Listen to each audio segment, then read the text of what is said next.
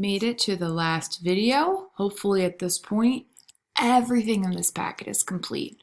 So the warm-up, answering what you did over break and coloring your favorite memory.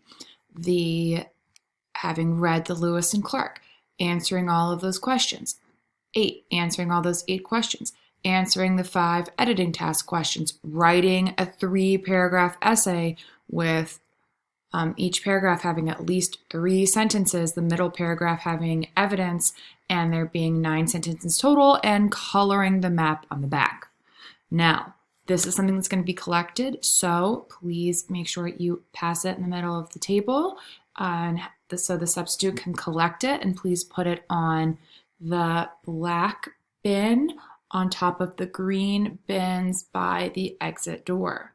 All right, if there's extra time on the next slide, there's a documentary about Lewis and Clark I would love for you guys to watch so you can learn more about Lewis and Clark, President Thomas Jefferson, and Sacagawea.